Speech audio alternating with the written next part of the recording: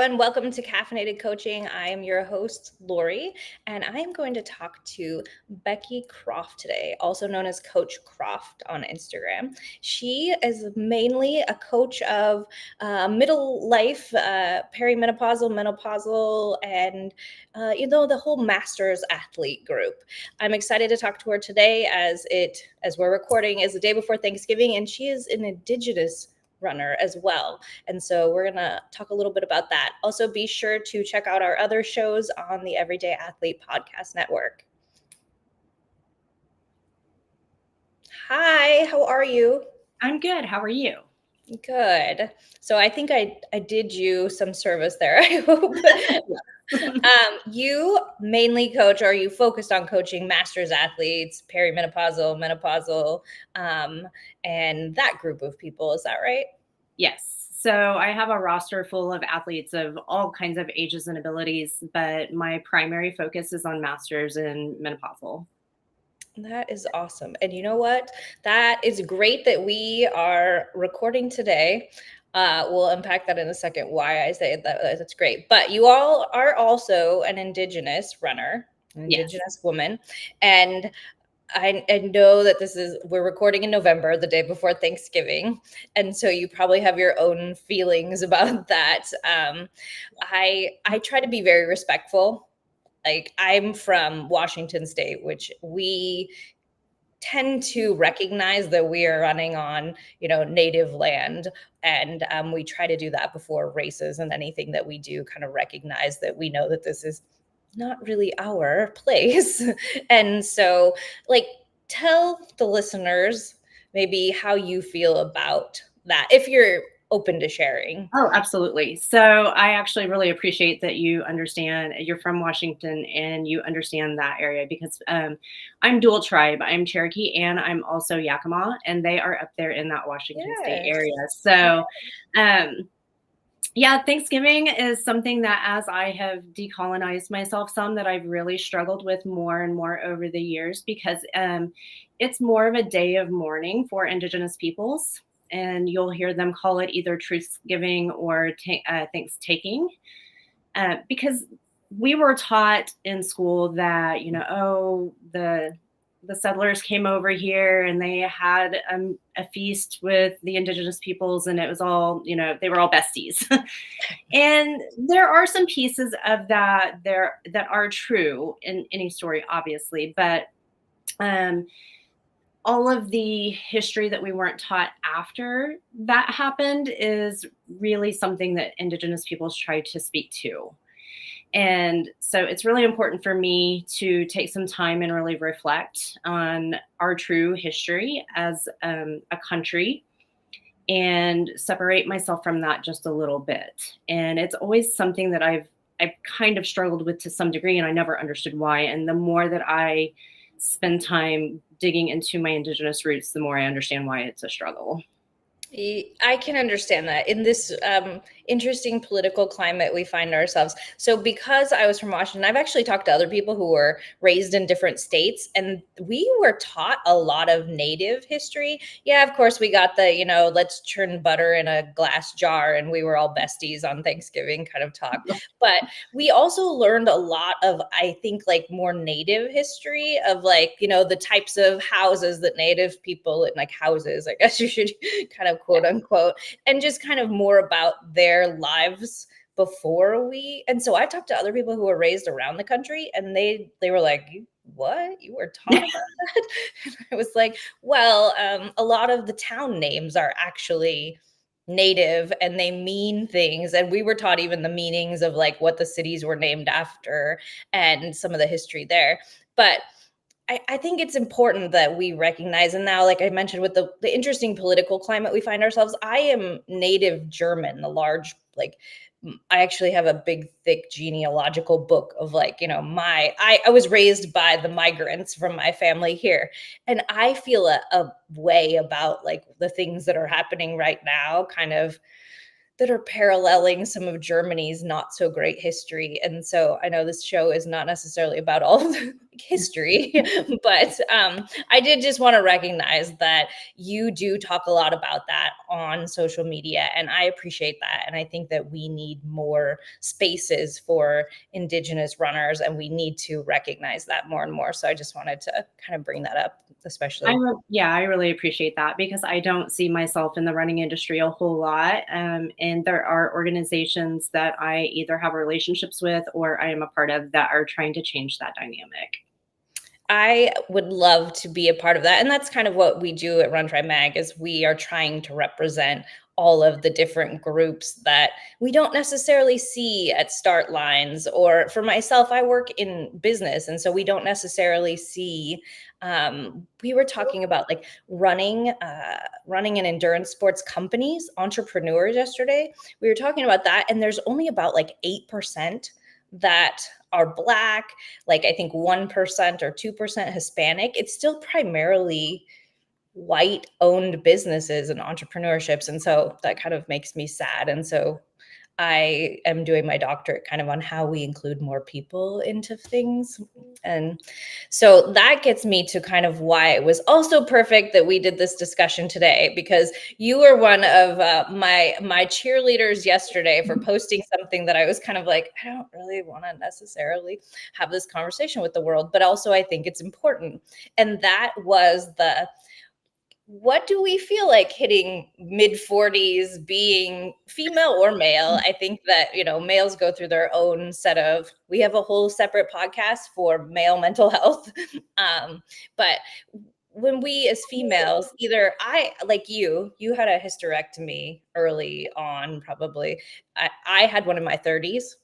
So, we're getting interesting comments on the side. Feel free to address them if you see any that make you want to address them. But yeah, so I had a hysterectomy in my 30s, which I don't typically talk about. And then I got kind of mid 40s, and a whole new string of things kind of went, oh, I don't know that I like it here. So can you talk about how you help like athletes and that kind of navigate that? Yeah, again, it's another thing that we don't really talk about and we don't see a lot in the running industry. And I also was in my 30s when I had the hysterectomy. I had a long battle with endometriosis that led me to the decision of having the rest of my reproductive organs removed, because I already lost about half of them along the way. And being a runner, like I gauge my fitness and my mental health and everything around running. And I didn't have a long history with running as a child or in school. I wasn't a collegiate athlete, anything like that. I came to it later in life. And I think that it came to me in a time when I really needed it, because it saved my life through all that. But when I got to the point of getting ready for the hysterectomy, I planned it in between races and started looking into information for athletes who want to be able to perform in surgical menopause. And I wasn't able to find anything. So my hysterectomy was in 2016. This has been a little while ago. Stacy Sims wasn't on my radar, nor was anyone else. And so I had to just kind of figure it out. Everything that I Googled was like little old ladies with gray hair with a fan, and they were grumpy. And oh yeah, you can go out Mine and was jog. in 2016 too, just so, I had no idea about that either. So I think I'm going to go with weird term is Hister Sister. I've always been kind of like, Yes. that's a new one, but sorry, I did not mean to interrupt, but 2016, No, but that's exactly what it led me to, was the website Hister Sisters. And there was no talk about athletes or performance in running on that website. And so I felt really alone, and I wasn't speaking about my journey at that point. It felt very vulnerable, very uncomfortable. Most of my friends and family didn't even know what I was going through or why I was having surgeries. And so I finally, once I got through the process of the hysterectomy and recovered from that, started searching even more for resources so that I could perform. And I couldn't find them. So I kind of just resolved to the idea that I was going to have to become that resource for other women, because if I needed it, someone else did too.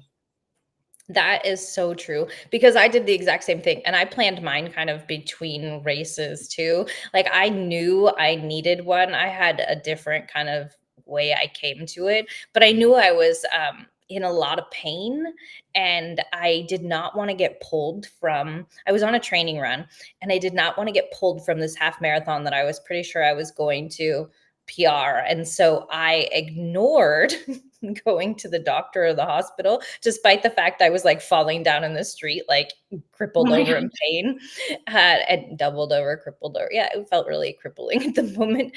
But I was like, I'm not going to the doctor because they're going to tell me I needed emergency surgery or something horrible, and that I can't go run this race. And so I avoided it until I came back from the race, and then finally went to the doctor, and they were like, "You're bleeding internally.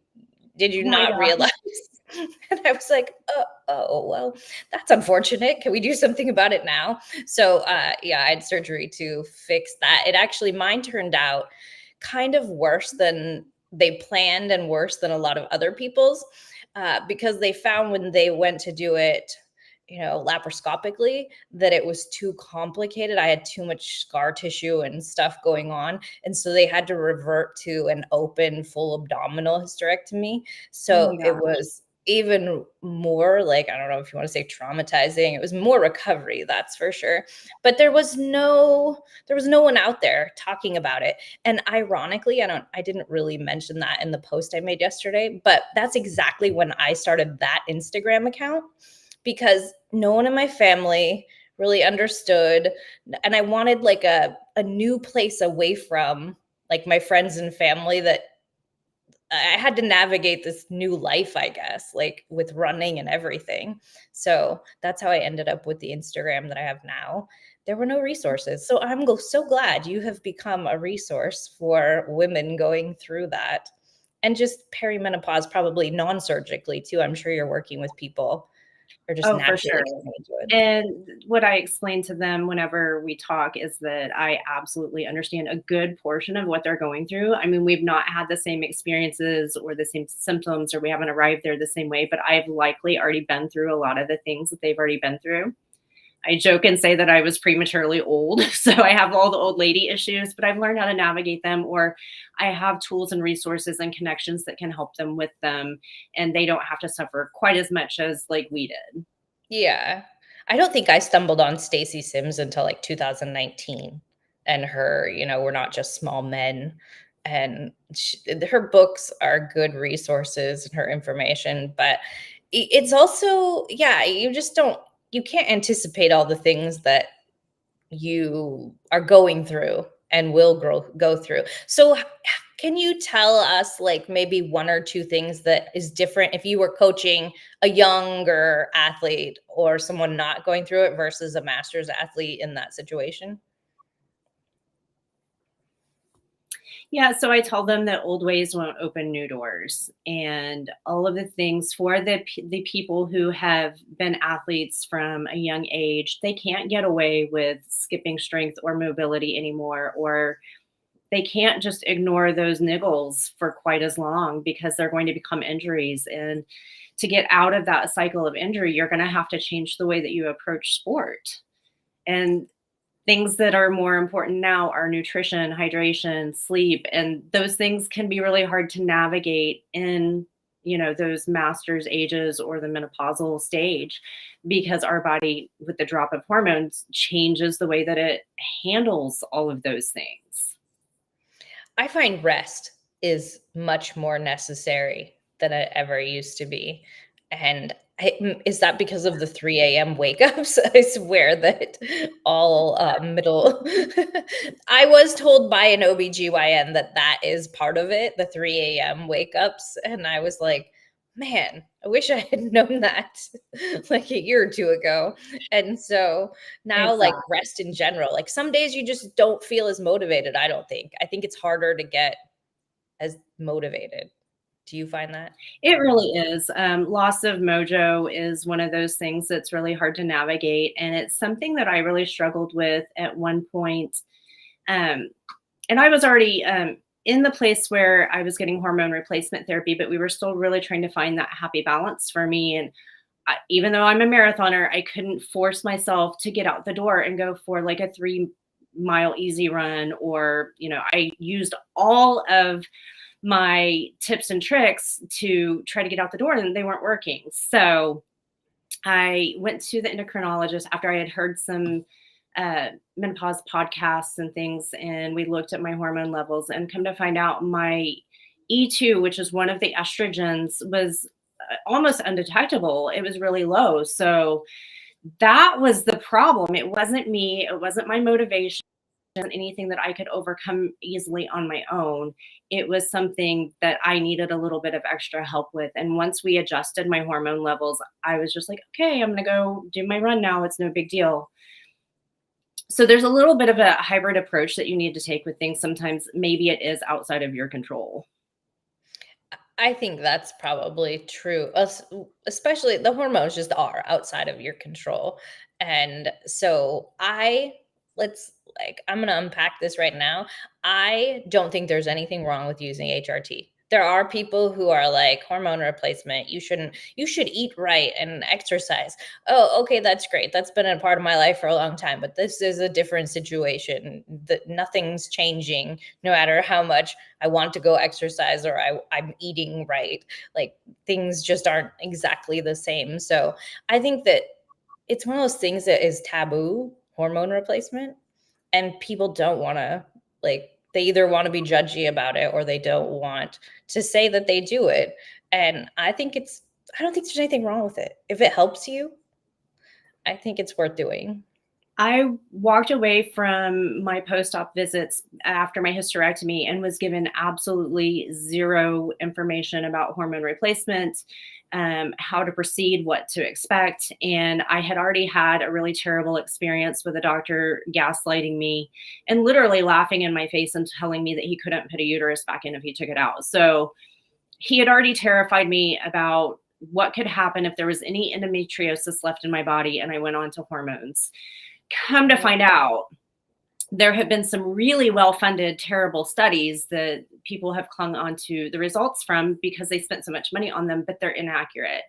We are finally getting to that point where we're unpacking that some, but we really do have a lot of damage from that. And women saying, oh, well, I don't want to go on replacement because of breast cancer.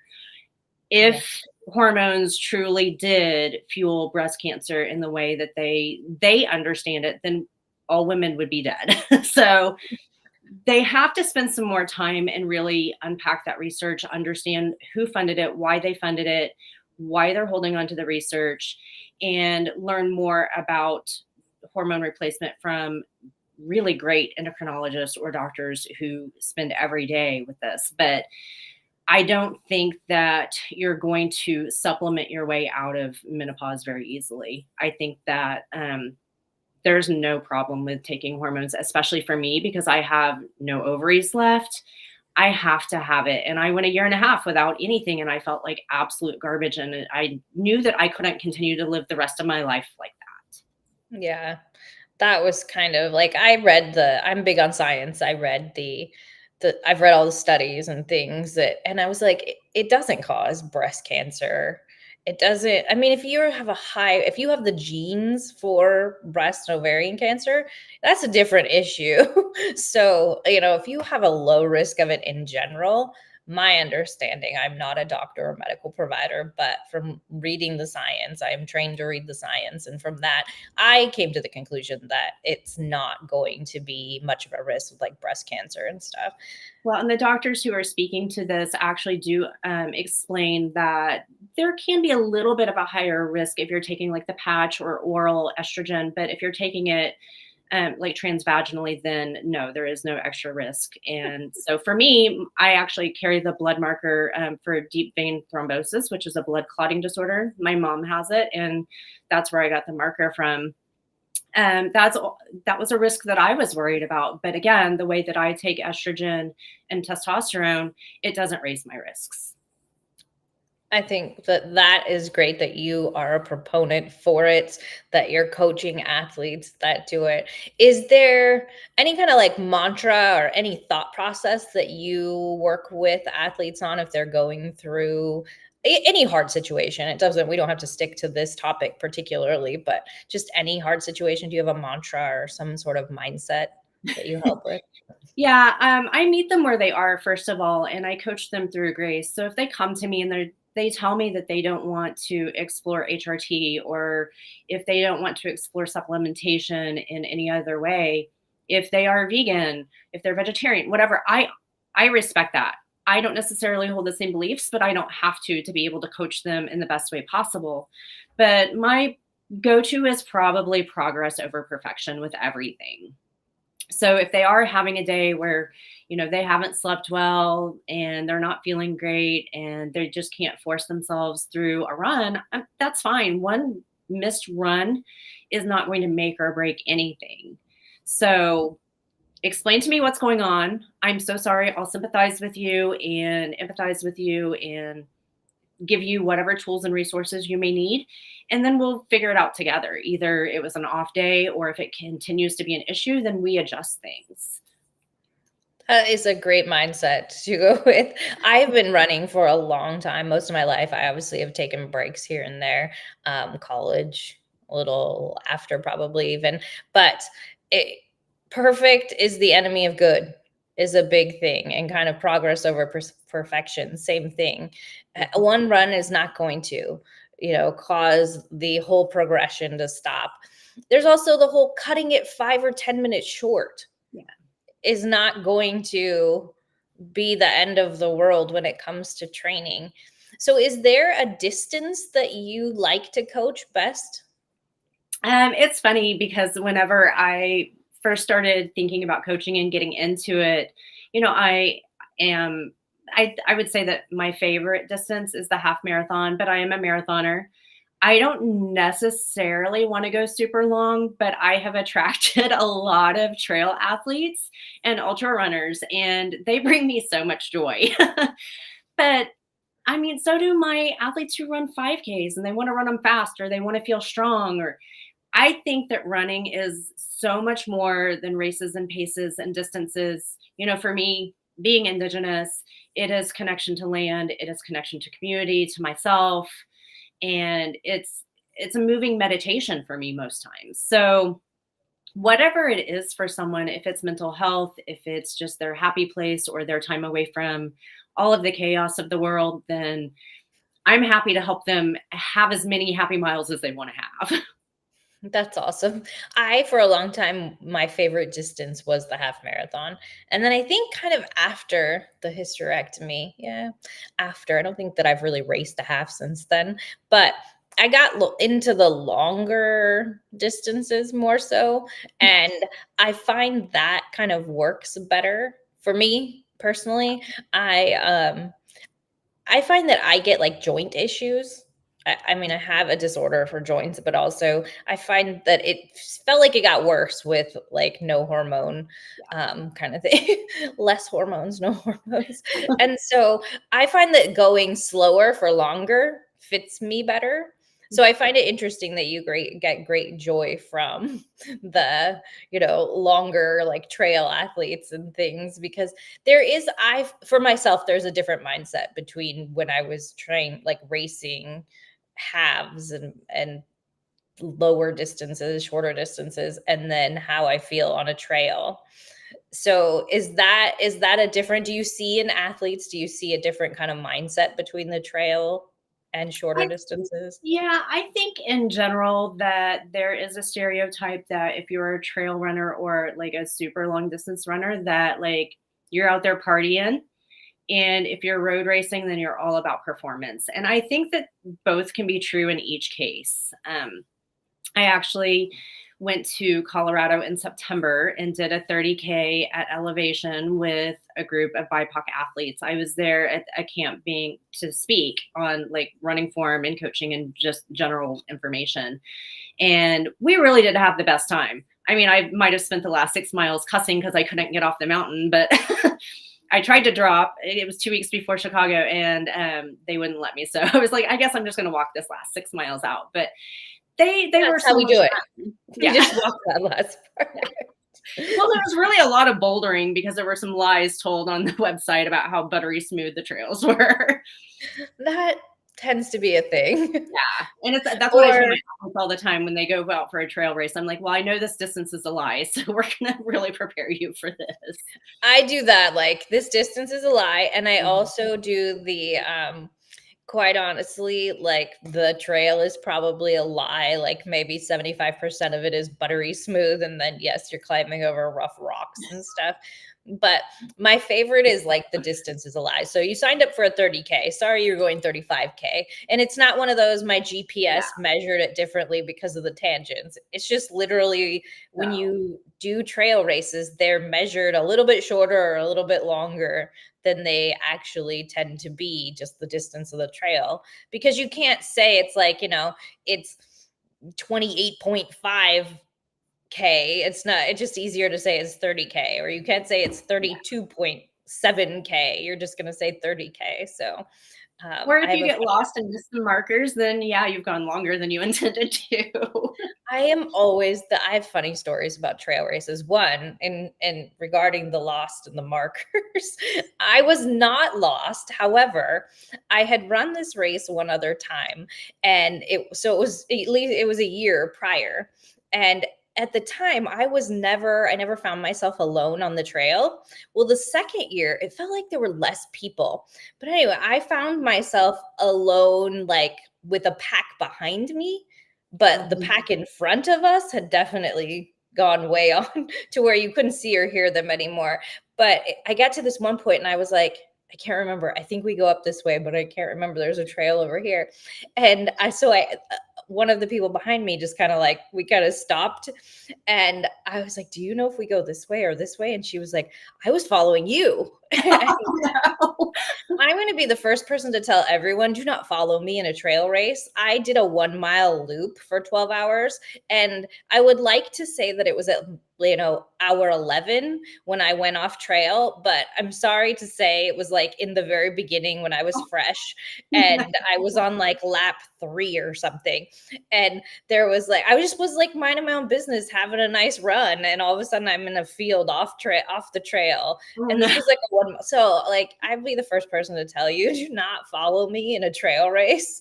I Same. have had people use me as a rabbit in the dark, and I can see the line of headlamps behind me, and I'm like, God bless those people for following me. I did that in my first trail run, actually, which was here in Tulsa. And I was following a girl. And we did probably, it was as many loops as you want to do. It was like a charity race. And so I did 2 loops and I was like, we were so lost. We were nowhere near anybody else. And I was like, yeah, no, two's good for me. I'm done. I have to give you props for the elevation race, because I tried to race in Ouray, Colorado, which is not the highest of high for everyone listening. It's not the highest of high points in Colorado, but it is an elevation. And I had had surgery not long before that, and I was trying to do a backyard ultra, and I had never done a backyard ultra before. And let me tell you how much I do not like that type of race, that format. But I was also like, I was looking at everyone that was there that like was from the area, and I was like, why is there no air here? like, like I don't like this. Why is there no air? So I am proud to say I took DFL. I just dropped after the first loop. I was like, I don't care that I'm the first person to drop. I never want to run another backyard ultra ever. I find it to be have you ever run one? No, and I have no interest. Yeah, I it's like putting stress on stress for no reason, because you're like, yeah, all I need to do is like these 15-minute miles, like that's fine. And but then you start overthinking it, and I have a habit of overthinking anyway, but you start overthinking it to the point where you're like, okay, well, if I get in at 12 minutes, then I have this much time, and it's a 4.2-ish mile loop Oh, on the runner's mouth official. gets real sketch then. Yeah, runner's math gets real sketch when you have no air too. Yeah. And so then I'm like, I need this much time to refill my water, and I'm like, why am I stressing myself out about running a 4 mile loop over and over again? I'm like, this is not for me. No. And so I dropped at that, and I have a picture of the medal. I don't know if I still have the medal anymore. It says, you're a D, and everybody's a DNF who's not first place. Well, on Oh, yeah. top of that, I really wanted them to write DFL on mine because I was so proud of being the first person to drop out. I went to the coffee shop while all of Oh, my yeah. friends well, all of my friends continued to run. I was like, I will crew you all day long. And as a matter of fact, I'm making a coffee run. So if you'd like to put in an order, I'm happy to carry all of these. So I did. I walked up to the coffee shop and got back by the time they had run another loop. That And is awesome. I had the best day. I ate pizza and filled their water all day long. And so to all the listeners, I'm happy to crew you in a backyard ultra. I will not run one with you again. Right. I would be happy to crew as well.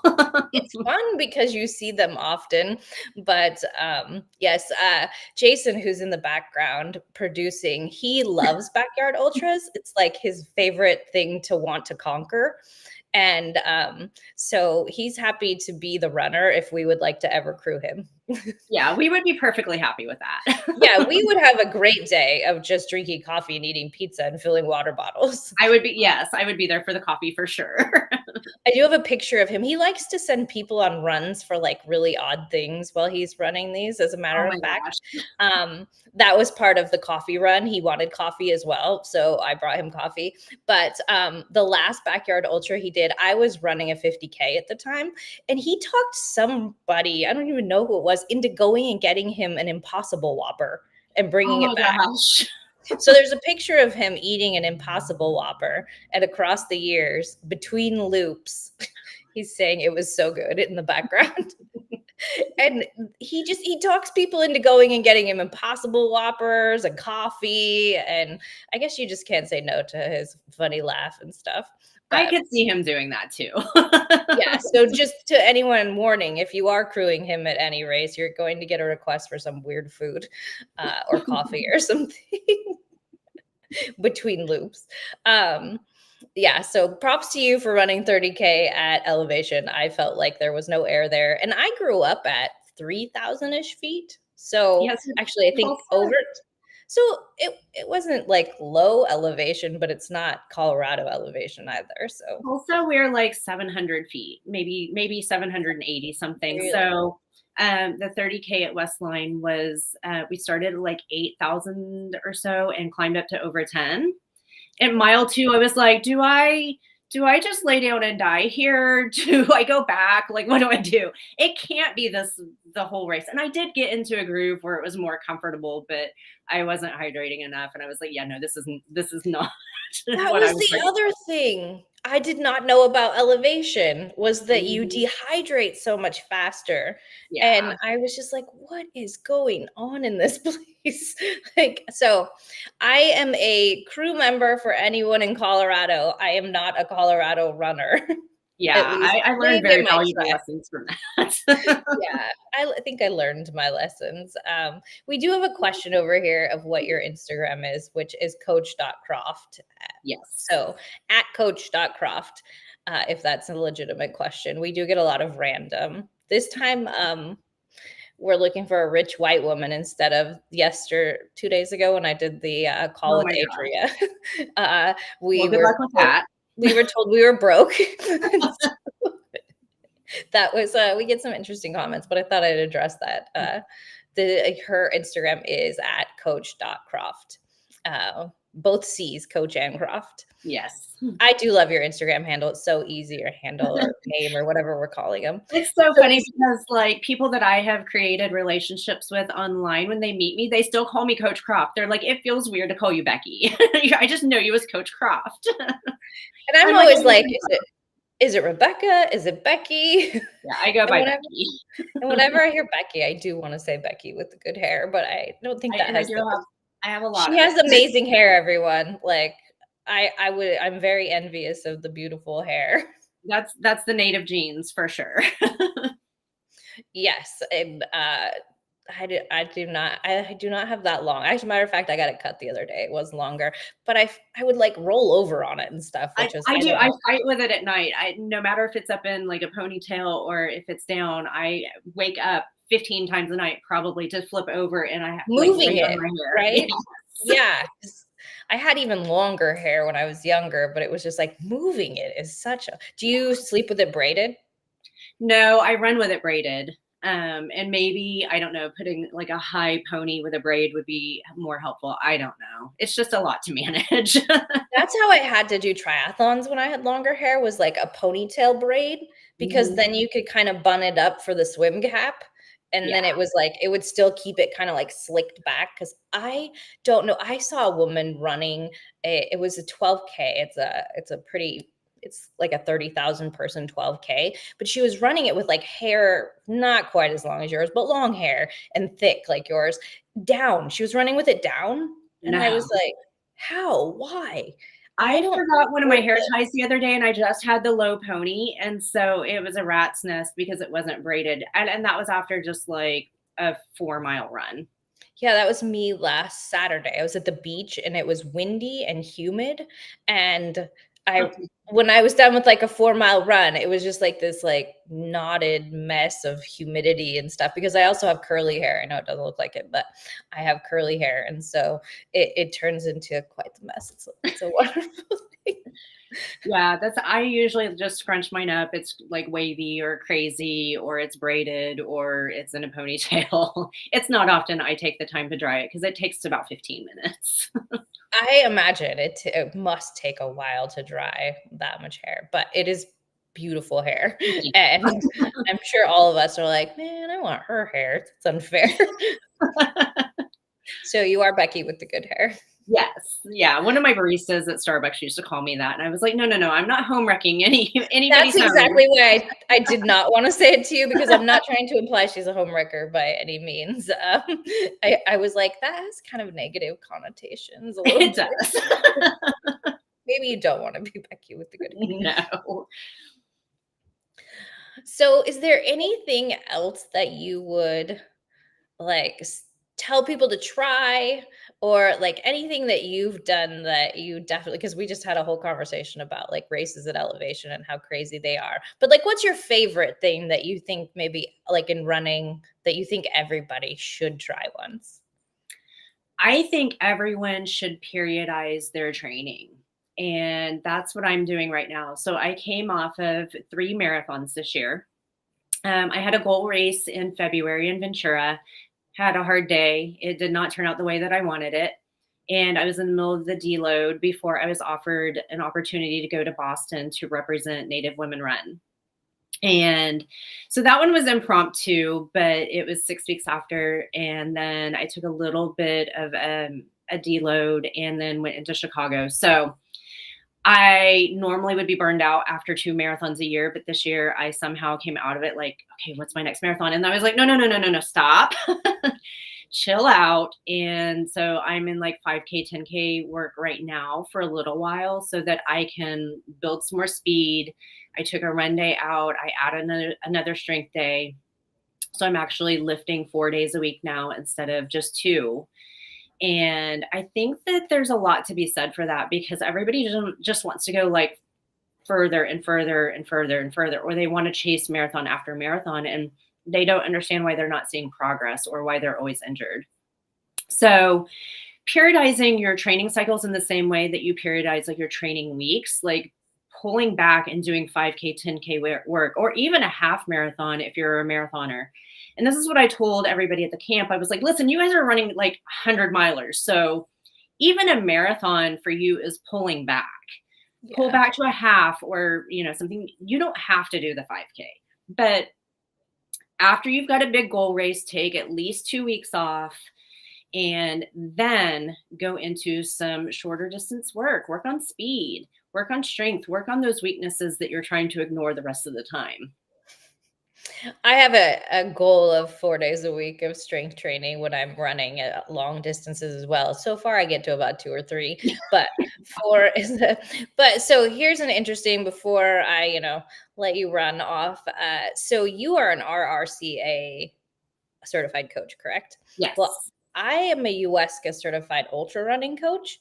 And so everybody knows, the periodization actually in ultra running versus like marathon and shorter distances is actually reversed. like the way that you mix. So if you are listening and you're somebody who wants to go longer distances, work with someone who knows. It doesn't have to necessarily be someone certified in ultra running, but someone who knows. And if you're someone who wants to go like marathon and shorter, work with someone who knows that periodization or knows both of them, so that you're getting the right mix of the deload and the speed training when you should versus the distance when you should, because they are, the advice, you know, of certified coaches is that they're kind of reversed of each other. I found that interesting when I learned the long distance training, as much as, I mean, I'd already run quite a few ultras, but when I actually took I was like, that makes sense. It makes more sense to do it that way.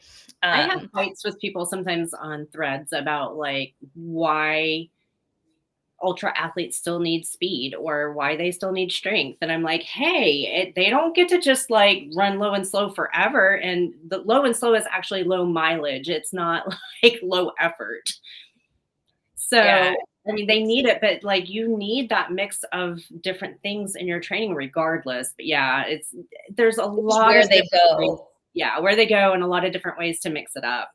Yeah, but you're absolutely correct. You need all of it, but it's just where you put it in the training cycle. And so that's really important. All right, our last question that gets asked on all of these: are you a caffeine drinker? And Yeah. what is your caffeinated drink of choice? I am, because I don't have kids, I can afford to go to Starbucks every day. I am a skinny vanilla latte girl, but no foam because I don't want a half a cup of foam. Yeah, so I am also a skinny vanilla latte, and I do not have children, so I can go to Starbucks every day. Sometimes, unfortunately, when I'm teaching until 9 o'clock at night, sometimes it's twice a day.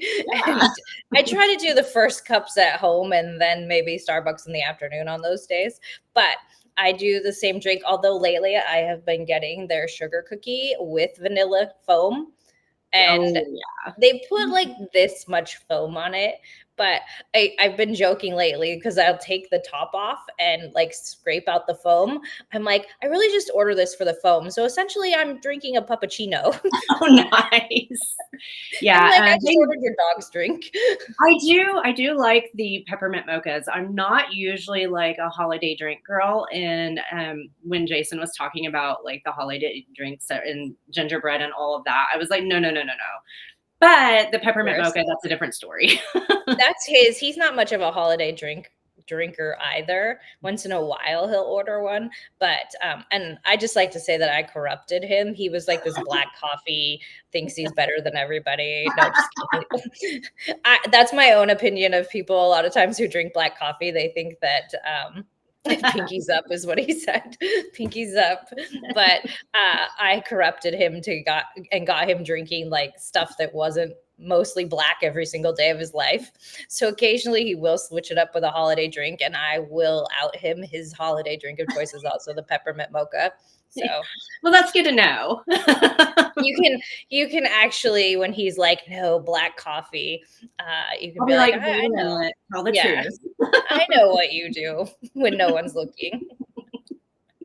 Well, it's been so much fun to talk to you, and I appreciate all of the training tips and information that you have shared with us. So, anybody listening, if you are looking for a coach that works with masters athletes, Becky with the good hair that does not home wreck is is an awesome resource for that. So you can find her on Instagram at coach.croft with the C, both coach and Croft. Let's point that out. Thank you again for sharing this 45 minutes with me. Well, thank you for taking the time to chat with me.